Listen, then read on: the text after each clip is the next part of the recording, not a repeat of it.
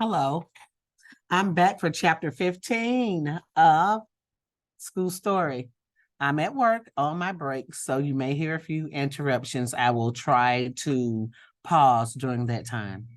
All right, chapter 15 is A New Island. Natalie and Zoe burst into Miss Clayton's room right before the first bell on Monday morning. Breathless, Zoe said, "Guess what? Natalie's mom got the manuscript and her boss made her read it over the weekend. And her mom read it, and she loves it. Isn't that terrific? We did it." Natalie nodded. "It's true, just like Zoe said. My mom raved about it last night, and she even mentioned it again this morning. I think she really wants to publish it." Miss Clayton smiled and reached out to take both girls' hands, swept up in excitement. "This is wonderful. And she doesn't have any idea that her own daughter wrote it. That's just too cool." Then Miss Clayton caught herself in her teacher voice. She said, "Well, I think you both should be very proud. Neither one of you could have done it without the other." "Or without you," said Natalie. Miss Clayton blushed and said, "Well, anyway, things are jumping now, aren't they? Keep me posted and let me know if I can help, okay?" Robin started chirping, so Zoe and Natalie rushed out of the linen room to go to their lockers and get ready for morning meeting. Alone, Miss Clayton shook her head and smiled, half amused, half worried. She wished she could be 12 again. Back then, all she would have seen was the fun of a moment like this. But she was 26, and she was supposed to be the mature grown-up teacher. And there were probably dangers ahead. There were plenty of things that could go wrong with this little publishing adventure. If things started to turn sour, Miss Clayton, the bold, could be easily renamed. There were still problems and dangers ahead. There were still plenty of things that could go wrong with this little publishing adventure. I probably said that before I had to stop and pause. If things started to turn sour, Miss Clayton the Bold could easily be renamed. And her new name just might be Miss Clayton the Idiot. In science class, Zoe was trying to pour exactly 30 cubic centimeters of distilled water into a graduated cylinder. Natalie was watching her, and all of a sudden, Zoe started spilling water all over the lab table. It splashed onto Natalie's notebook, and she said, "Hey, watch out." Behind her safety goggles, Zoe's eyes were as big as golf balls. She slammed the water bottle down on the table and grabbed at the belt of her skirt. She pushed something into Natalie's hand, and it lay there jiggling. Zoe hissed, "It's the beeper. It's ringing." "That's the silent ring when it vibrates." Natalie turned the beeper and looked at the display. "Look," she whispered, pointing at Zoe. "Look. It's my mom's number. My editor is calling my agent." When lunchtime finally arrived, Zoe and Natalie ate in about 6 minutes and then hurried to the library.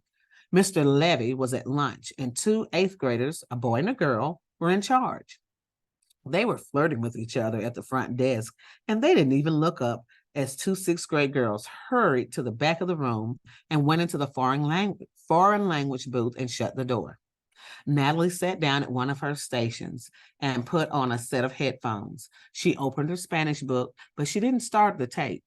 Zoe sat down at the workstation opposite Natalie, away from the glass wall and completely hidden by a sturdy corral. She quickly dug her cell phone out of her backpack.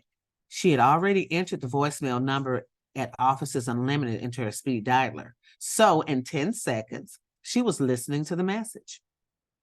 Natalie said, "What'd she say?" "Shh," hissed Zoe. "I'm still listening."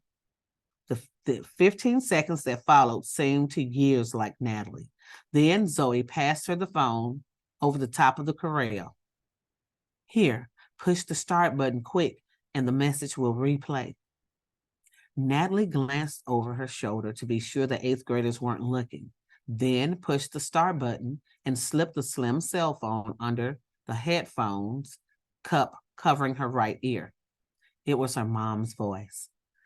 "ZZ, This is Hannah Nelson from Shipley Junior Books. I read the manuscript you sent me this weekend, and I think we may be interested in it. I can't say for sure just yet, but I'd appreciate it if you let me respond. If you let me respond before you start sending it to any other publishers. It's certainly not perfect, but I think the flaws are manageable, and it might just fit in with our program. So if you give me a call at 555-9091, we can talk about it. Again, it's 555-9091. Goodbye. Zoe took the phone back and turned it off. Her eyes sparkled and she said, "Great, eh? She wants to talk." Natalie frowned and pulled off the headphones.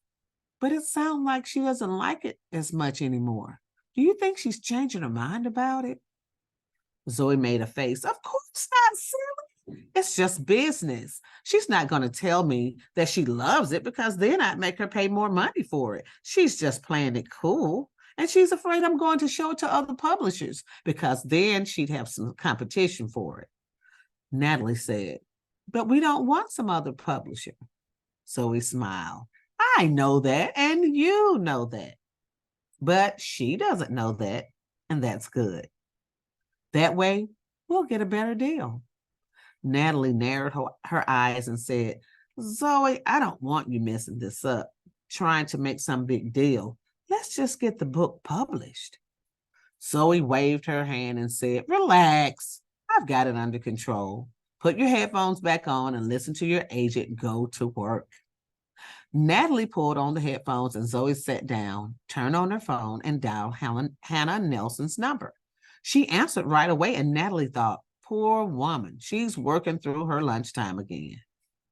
Natalie could hear only Zoe's half of the conversation. "Hannah, this is ZZ Reisman from the Sherry Clutch Agency, and I'm returning your call. I'm so glad you like Cassandra's book. I think you're very smart to pick it on up right away." Yes, I can understand that. But still, if you're asking me to stop sending the book to other publishers, then you must have a very strong interest. Uh-huh. Yes, of course.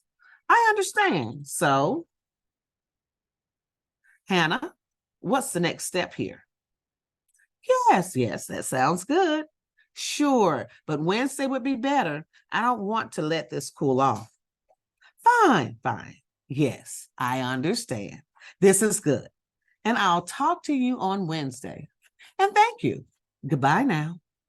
Natalie yanked off the headphones and stood up to look over the top of the petition.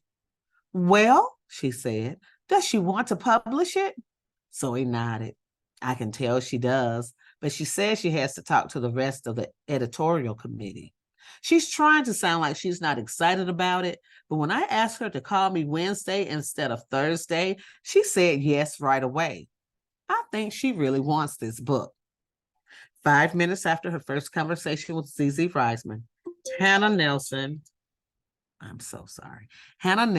knocked lightly on Letha Springfield's open door and stuck her head inside the office.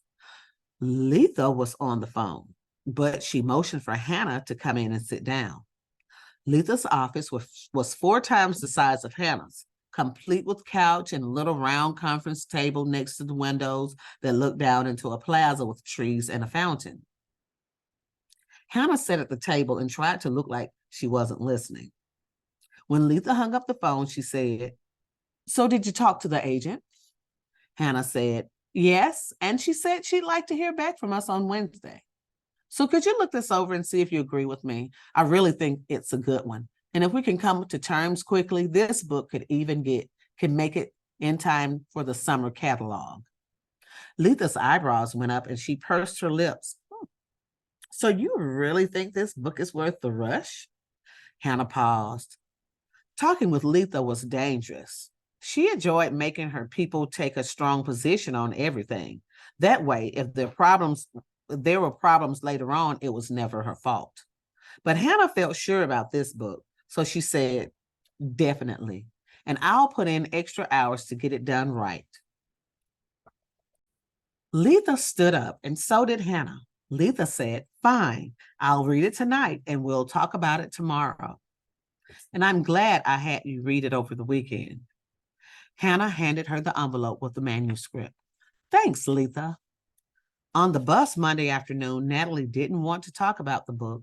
She was afraid she might jinx it or say something stupid and give her away her secret. But just before they got to the terminal in Hoboken, her mom brought it up. You know that new book I told you about last night? She said. Natalie gulped and nodded. Yeah. Well, I talked to the agent today and Letha's reading it tonight. I'm really excited about it. Natalie couldn't resist. She said, So, what do you know about the author? Her mom shrugged. Nothing really, except that she's a good writer and she has a good ear for the way kids talk. And she knows how to keep a story moving forward. Her mom paused and looked out the window.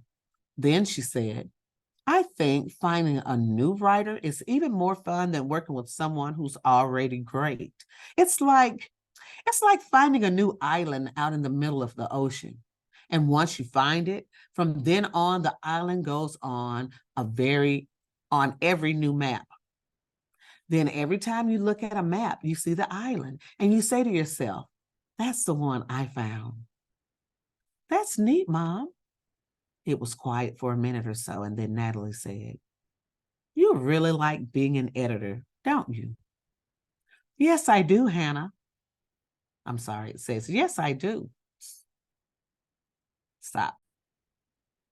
Okay, I'll back up. Yes, I do. Hannah turned to smile at Natalie. There's only one thing I like better, and that's being your mom. Natalie smiled back, and the bus pulled into the station. All right, guys, that's it for this chapter. I hate I messed up at the very, very end. Of course, I made several mistakes, but I messed up more toward the end. And there was only like a couple of sentences left back there. So if I can edit it out, I will, and you won't even see this part. Thanks again. I hope to see you soon for chapter 16. Poker, anyone? All right. Bye-bye.